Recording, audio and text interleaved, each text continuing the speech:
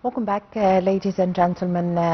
We're still discussing President Abdel Fattah al-Sisi's signing agreement with U.S. President Donald Trump with the attendance and the participation of 30 world leaders and prime ministers from the Arab and the European countries in Sharm el-Sheikh Red Sea Resort in Egypt. To shed more light on this, we have the pleasure to have with us over the phone our dear guest, Dr. Mariam, Waheed, Professor of Political Science at Cairo University. Good morning. Good morning. Well, Dr. Waheed, yesterday was a historical moment, of course, in the contemporary history.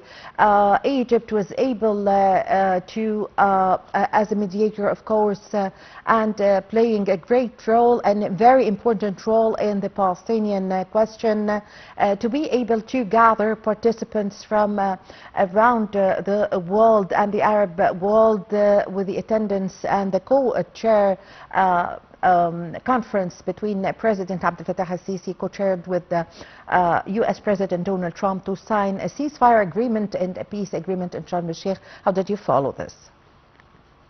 Yes, actually this is a very important historic moment and Palestinians are really happy with this agreement. It comes at a critical moment after 2 years of war in Gaza, and it's like an important historic moment where leaders from all over the world met together yesterday at the Sharm el-Sheikh summit. More than 30 leaders like the UK Prime Minister and also world presidents and leaders. So that was a really important gathering. There was a ceasefire agreement last week, and yesterday it witnessed this summit, which paved the way for more peace in the region as a whole, not only in Palestine, but also that it will lead to more peace in the future. Yes, actually, how did you, Doctor, how did you follow the speech by President Abdel Fattah al-Sisi before the summit? Yes, this speech was really crucial because it witnessed this co-chaired conference with President Abdel Fattah al-Sisi and U.S. President Donald Trump, that Egypt will work with the United States to reach the foundation for reconstruction of the Gaza Strip, and also witnessed a plan for having international stabilization forces in the Gaza Strip. Also, President Trump has also mentioned in several speeches that he's against the annexation of the West Bank. So it deals with closing a painful chapter in human history, and opens a new era of peace and stability in the region. Yes. Also, U.S. President Donald Trump also delivered a very important speech before the summit. What were the main points during his speech? Actually, he mentioned that it's a historic dawn of the new Middle East, ending war, and he also said that it ended a period of darkness and captivity.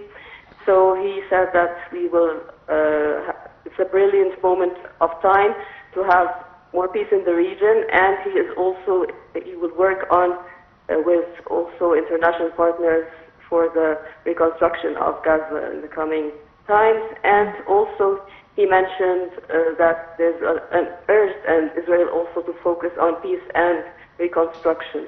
Yes, actually, Dr. Waheed, Egypt, or President Abdel Fattah al-Sisi, was able to gather 30 participants from world leaders and presidents and prime ministers of several countries around the world, and from the Arab world also.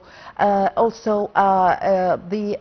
summit gathered also the UN Secretary General Antonio Guterres, also the Arab League Secretary General Ahmed Abul Ghait. So the gathering of these important figures, how did you saw this, and what does this show of the way of Egypt? Yes, Egypt actually has played a really critical role in mediating for this conflict, not only in the past 2 years, but for long decades. to long protracted conflicts. And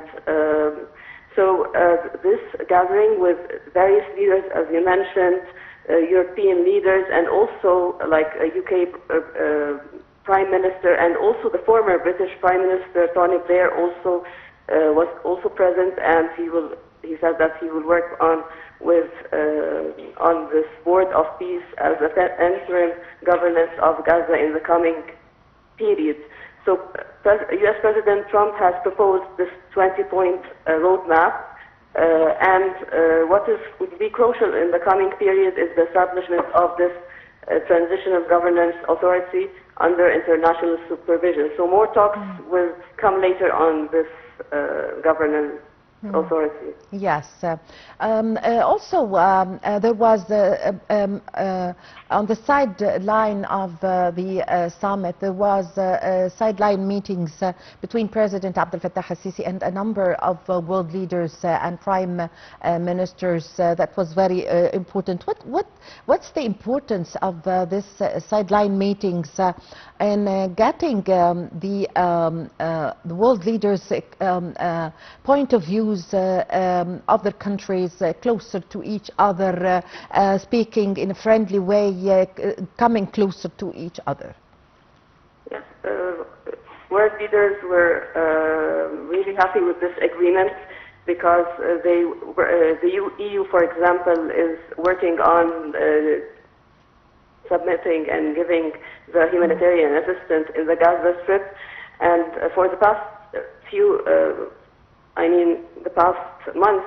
So this will also, they are ready to give more and more humanitarian assistance in the coming periods, and the talks were about this. And also, even before the summit in Sharm el-Sheikh, there was a meeting between European leaders in Paris that they are really keen on being part of the peace agreement, and also they're ready to make sure that peace will prevail in the region. Yes. Actually, Dr. Waheed, Egypt was able to organize this very important and successful summit